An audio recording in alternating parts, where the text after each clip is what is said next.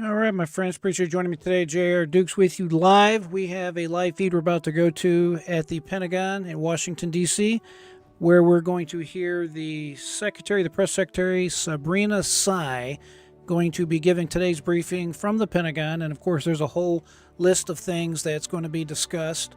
So we will momentarily have a live situation here. So give it just a minute. And if you have any comments, by the way, please be sure to put it in the comments below. Keep your comments respectful if you would be so kind. I do appreciate it. Always remember to hit the thumbs up button, subscribe if you haven't done so already. I like to follow these types of press briefings, especially from the Pentagon, especially in a world where we have two or three different wars going on right now, and we may be on the brink of a. Just a few items here at the top, and then happy to jump into questions. As part of our ongoing multinational efforts to protect freedom of navigation and prevent attacks on U.S. and partner maritime traffic, this morning, U.S. Central Command forces conducted strikes on 2 Houthi anti-ship missiles that were aimed into the southern Red Sea. Also last night, the U.S. Central Command conducted strikes on 14 Houthi missiles at over a dozen locations. These missiles on launch rails presented an imminent threat to merchant vessels and U.S. Navy ships in the region and could have been fired at any time. The defensive actions this morning and last night were taken in accordance with the standing orders of the Secretary and the President, reflecting the inherent right to defend ourselves from attack or threat of imminent attack. In addition, our actions will degrade the Houthis' capabilities to continue their reckless attacks on international and commercial shipping in the Red Sea, the Bab el-Mandeb Strait, and the Gulf of Aden. The U.S. and the international community call on the Houthis to cease their unlawful attacks on commercial shipping vessels and to respect the international community's right to freely and safely navigate international waters. Switching gears, it's important to remember that the department continues to operate under a continuing resolution. We urge Congress to pass a full-year appropriations in addition to our urgent supplemental funding request, in order to strengthen our national security and support for our allies and partners. As you know, the last presidential drawdown package for Ukraine was December of last year. It's crucially important that Ukraine has the resources it needs, including air defense and artillery capabilities, to defend itself against Russia's brutal invasion. And, as the President has said, Congress's continued failure to act endangers the United States' national security, the NATO alliance, and the rest of the free world. So, yet again, we urge Congress to send a strong message of support to Ukraine and our partners around the world by approving this additional funding. And last item here, Acting Undersecretary of Defense for Policy, Ms. Sasha Baker, hosts Australia's Secretary of Defense, Mr. Greg Moriarty, to discuss key aspects of the U.S.-Australia strategic partnership. Their meeting will reaffirm the strong and enduring alliance between the two nations, who are both committed to addressing current and future security challenges in the Indo-Pacific region and beyond. And with that, I'd be happy to take your questions. Yeah, Lita. Hi, thanks, Sabrina. Two things. One, can you update us on the Secretary? Sure. Is he still working from home? And is there an expected release time when he will be able to come back to the Pentagon? And then, do you want to do that? I have a follow-up. Sure, Okay. of course. So the Secretary remains working from home. He's been participating in meetings since he's returned, resumed full authorities, but has been participating in meetings here in the building, joining remotely either by phone or by video. I don't have a date of when he'd be back in the Pentagon, but I know we're certainly wishing him a speedy recovery, and I'm sure he's wanting to come back as soon as he can. And then secondly, on the strikes on the Houthis, Yeah. other than the very first initial barrage that was U.S. and Brits last Friday, these have all been U.S. strikes. Is the U.S. now sort of unilaterally going its own on all of these strikes? Why has there been no allied participation at this point? Well, I mean, the last time we had allied participation wasn't that long ago. It was just a week ago. We've taken these strikes because they are inherently defensive in nature. The Central Command commander has the right, when he sees a threat posed to our forces or commercial shipping, to take the action that he needs, which is why you saw the strikes just yesterday and early this morning of what appeared to be missiles that were getting ready or preparing to launch into the Red Sea. We always work with our partners and certainly inform them of when we are conducting any operations. These are just happen to be ones that have been done by the United States, but of course not forecasting future operations, but the multilateral coalition that came together last Thursday was something that was unique to that day, but that doesn't preclude anything from going forward. And what was used in these latest strikes today?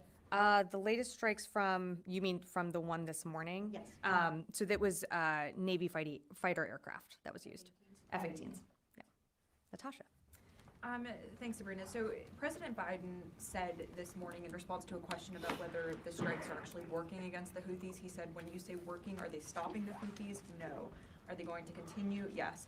Does the Pentagon agree with the president's assessment that these strikes are not stopping the Houthis? And what is the overall strategy here, apart from kind of just preemptively striking them when they appear to launch a missile, for example, or preparing to launch a missile? Well, I think, and also I believe the National Security Advisor, Jake Sullivan, also spoke to a little bit about this week. We never said that the Houthis would immediately stop. That is something that they will have to make that decision and that calculation to do. It's in their best interest, I think, to stop. You've seen that we've been able to degrade and severely disrupt and destroy a significant number of their capabilities since Thursday. But it's really on them when they decide that they want to stop interrupting commercial shipping, innocent mariners that are transiting the Red Sea.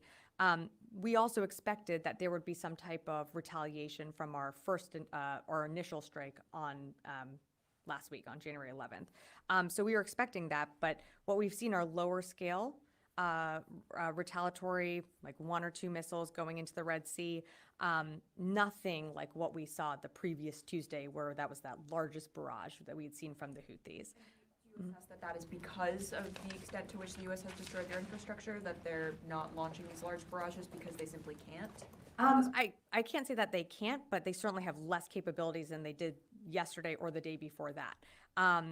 Our initial assessments are that we've been very successful and that we've been able to destroy pretty much all of the targets that we hit. So again, that's one less capability, that's one less missile that they're able to use tomorrow. And so it's really up to the Houthis and their own calculations on the actions that if they are going to continue, but we will continue to respond if we need to. Sorry, just one additional follow-up. Sure. To what extent are they continuing to be resupplied by the Iranians? How often is that happening?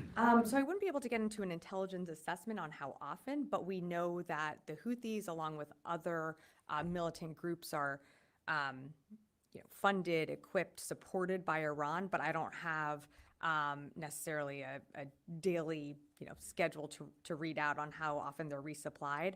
As you saw earlier this week, Central Command announced that we interdicted a ship that was likely heading towards Houthi-controlled territory in Yemen that had housed or was carrying warheads, other weapons and capabilities that they've been using to launch weapons into the Red Sea. So while I can't give you more of a time frame of how quickly they're being resupplied, we certainly know that Iran is supporting them.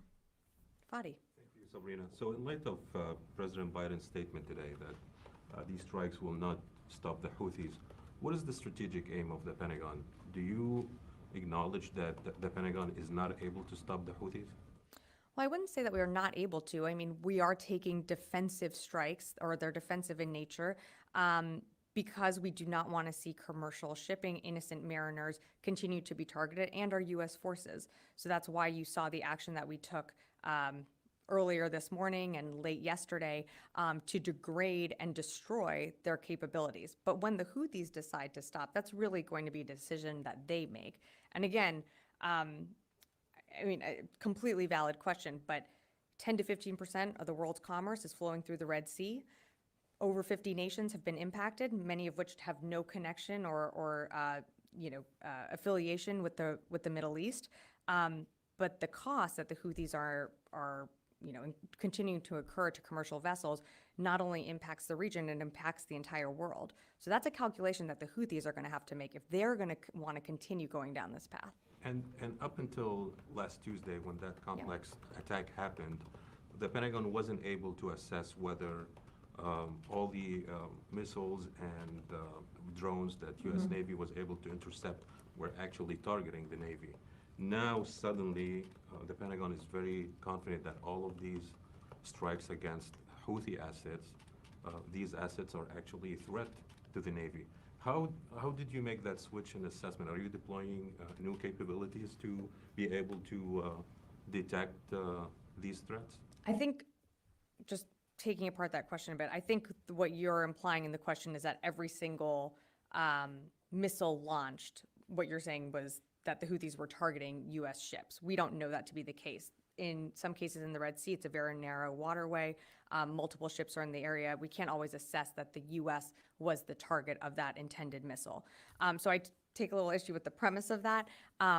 What we took, the actions that Central Command took last night was to destroy missiles that could be launched and that we're preparing to launch either towards U.S. Navy ships that are in the region, that are in that waterway, or other commercial vessels. It wouldn't say that there has been a change in assessment or anything like that. They took the action that they did because these missiles were going to launch and could cause harm to innocent mariners. May I ask one last question? Sure, of course. Does the Pentagon expect the Houthis to carry on with their attacks in the near future in the region? Well, I can't speak for the Houthis. From a capability point of view. They still retain some they still retain some capabilities. They've been degraded in some areas. We saw that they launched attacks as recently as yesterday, but I can't predict when they'll continue to launch or how long they'll continue this trend for. All we can say is that we continue to urge them to stop. They're interrupting the economy. They're disrupting just commercial vessels from transiting the Red Sea. Innocent lives are being put at risk. And so we can only continue to urge them both, publicly here and through other channels to stop these reckless attacks. I'm just going to go to the phones and then I'll come back into the room. Liz Frieden, Fox. Thanks, Sabrina. Do you have an update on how many attacks have been launched on U.S. forces in Iraq and Syria? Sure, give me 1 second. Liz, to date, there have been approximately 140 attacks on U.S. troops in Iraq and Syria. I have 57 attacks in Iraq and 83 attacks in Syria. Great. Idris Ali, Reuters. Hey, Sabrina, is it now fair to say that the U.S. is at war in Yemen? And secondly, there are some reports about a U.S. MQ-9 being shot down over Iraq by Iranian-backed militia. Is that something you're tracking? Thanks, Idris. I'll take the last one first. I have seen those reports. I don't have anything for you on that. So I'd have to circle back with you. I've seen those reports, but don't have anything to add. In terms of your first question, no, we don't seek war. We don't think that we are at war. We don't want to see a regional war. The Houthis are the ones that continue to launch cruise missiles, anti-ship missiles at innocent mariners, at commercial vessels that are just transiting an area that sees 10 to 15% of the world's commerce. The U.S. is what we are doing with our partners is self-defense.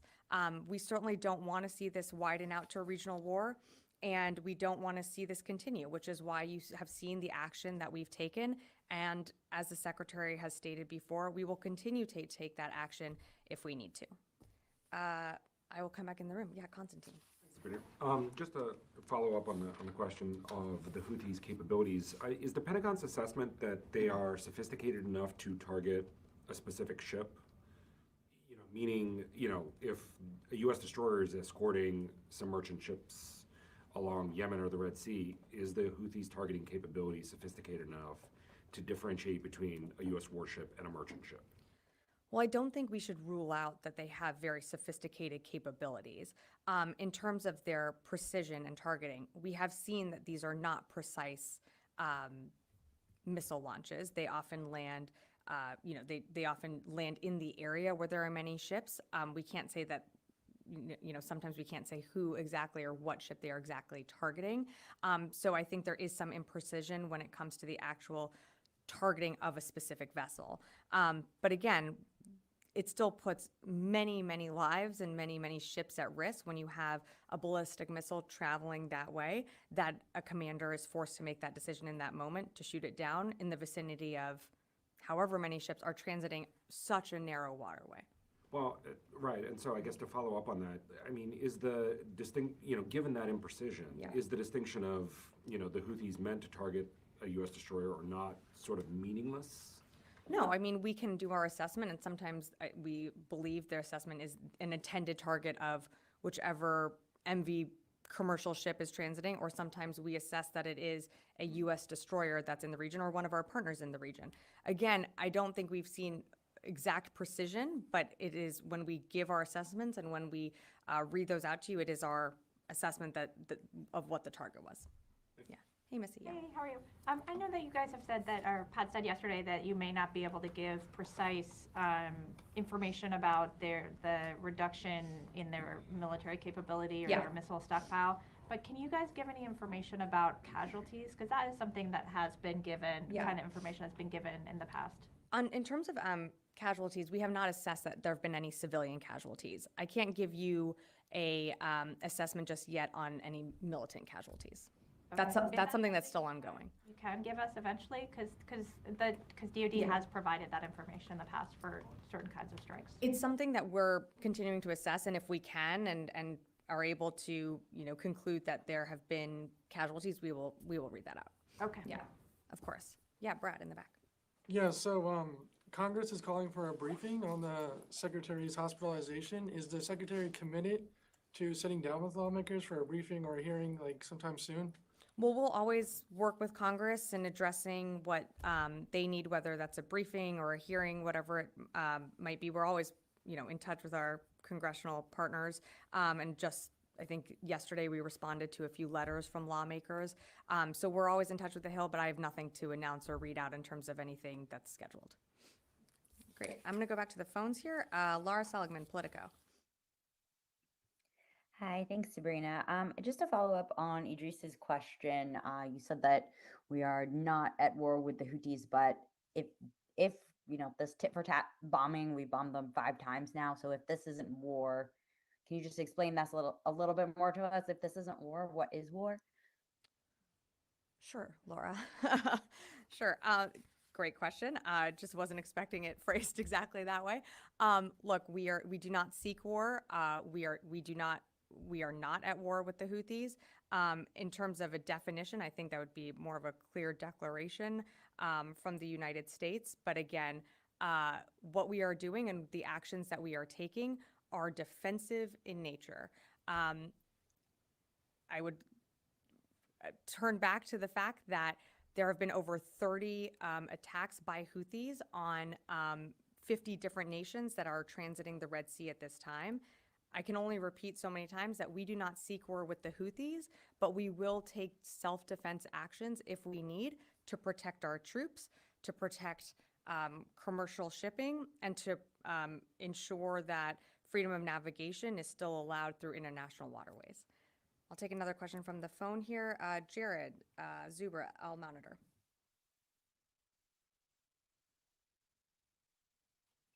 Hi, Sabrina. Thanks. Just following up on the previous questions on the Houthi engagement or engagement with the Houthis and their material there. You mentioned the actions that we're taking, or the U.S. is taking, are defensive in nature. They're also preemptive. I mean, is it fair to characterize this as a sort of conflict of attrition in terms of the Houthis' supplies here? I mean, what is the end goal here? Is the department seeking to sort of leave the Houthis with nothing left to strike commercial shipping in the end of this? Thanks, Jared. The end goal is for these attacks to stop, for us to deter Houthi strikes, again, from commercial shipping that has been transiting the Red Sea for many, many decades and should be allowed to continue freely without harassment or without fear of bombardment from Houthi-controlled areas in Yemen. So the ultimate goal is for these attacks to stop. It's up to the Houthis to decide when that occurs.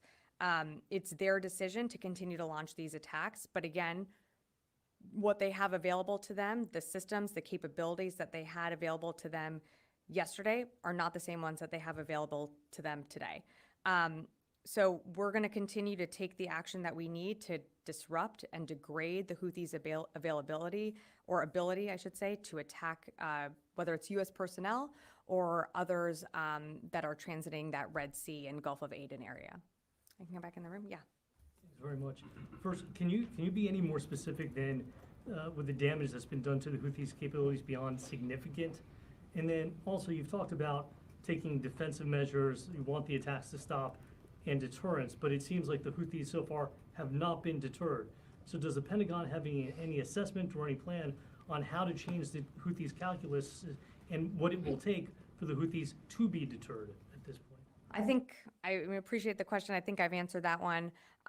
Again, it's up to the Houthis to decide when they want to stop. How much cost are they willing to incur every single time that we disrupt and degrade their capabilities? How much cost are they willing to incur every time they disrupt commercial trade that doesn't just impact that region, the Middle East, but all around the world? That's really a calculation that they have to make. We can't make that for them. We can continue to urge publicly and privately that these attacks stop. And again, and reiterate that we always reserve that right to self-defense and will protect our forces where they are located in the Red Sea or all around the world. In terms of I think you're asking about, your first question was on BDA. I mean, I think at the top I said that we assessed that our strikes last night destroyed or had the intended impacts that it was intended. Sorry, that's a bit of a word jarble there.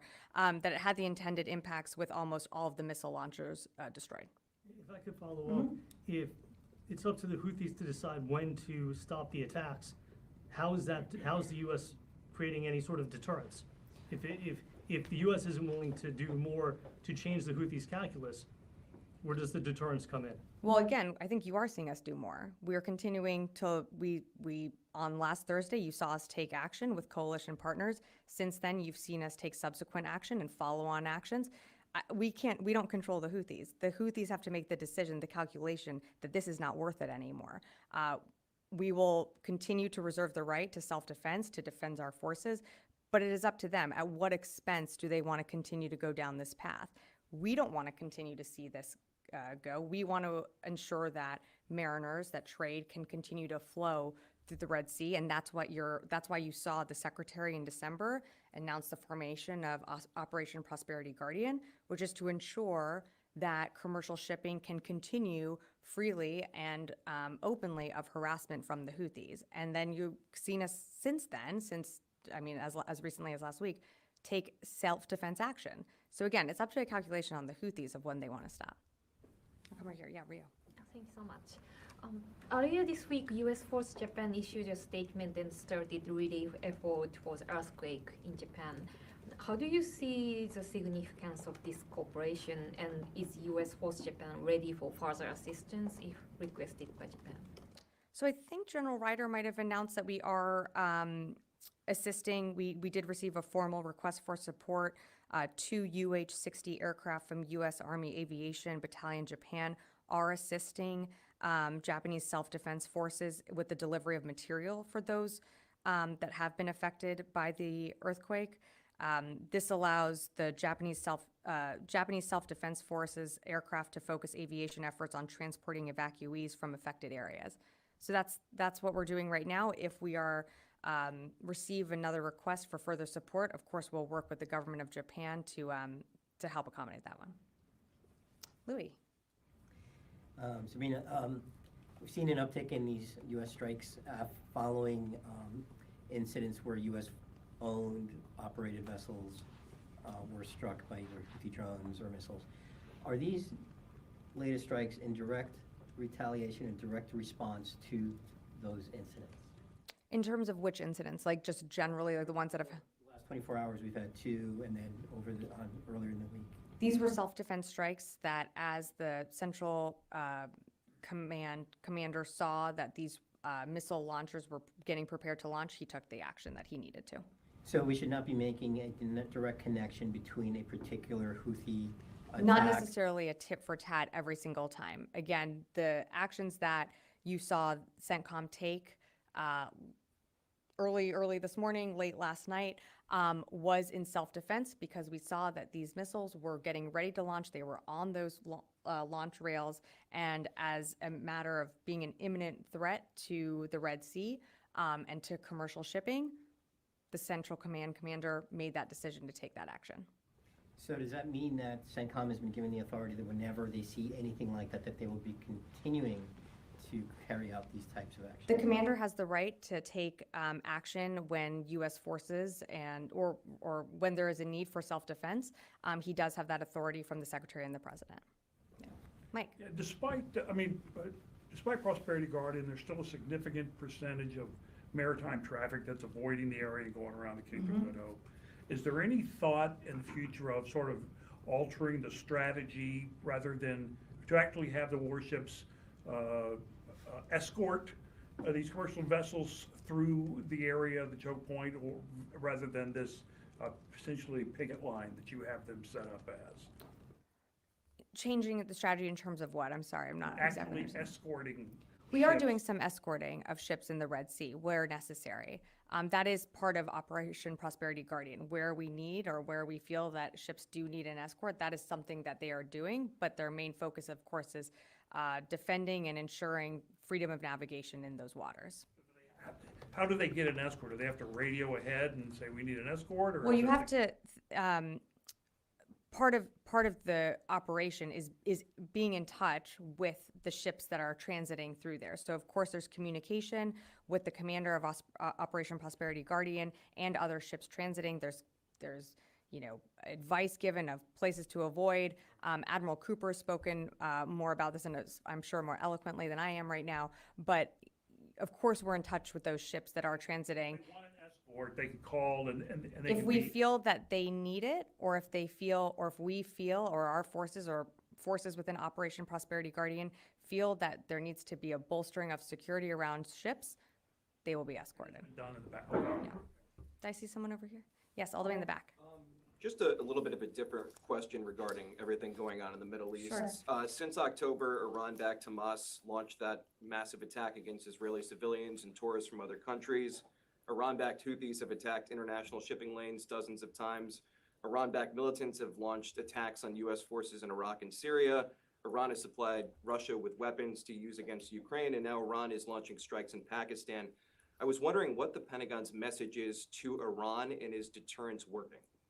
So I think our message has been very clear from the beginning. We know Iran funds, supports, equips, trains these groups, the very groups that you just listed out, in places throughout, whether it be Iraq and Syria, in Lebanon, in Yemen. We know Iran's hand is behind all of these groups. And so our message has been very clear. We don't seek a regional conflict. We don't want to see a regional conflict. And we certainly don't want what's happening in Gaza to spill out into a larger regional or wider scale war. We know tensions are high in the region. We certainly acknowledge that. But we also have called on Iran repeatedly to stop. And that's what you're going to see us continuing to do. And we're meeting those words with actions. That's why you've seen the strikes that we've conducted. You've seen the formation of Operation Prosperity Guardian in December as a direct response to some of the actions that these Iranian-funded and militia groups are, the activities that they're continuing to engage in. So we are being very public with our message to Iran, and we certainly want these attacks to stop not only on our forces, but on our forces in Iraq and Syria, but our forces in the Red Sea and commercial shipping. Lita, yeah.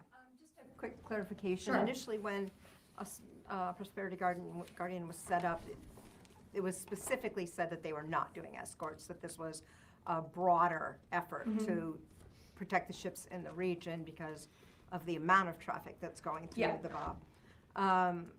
Has there been a change?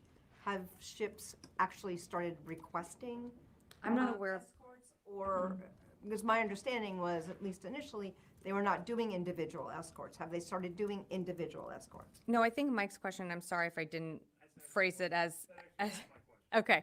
They're not doing individual escorts if ships or a collective of ships need to be escorted through or have, one of our ships follow them. I believe that's what's been because like you said, there's so much traffic, but it's not individual ships necessarily being escorted.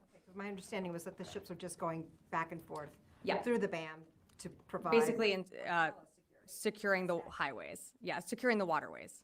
No, that has not changed. Yeah. Okay, Fadi, I'll do one more and then we will wrap it up.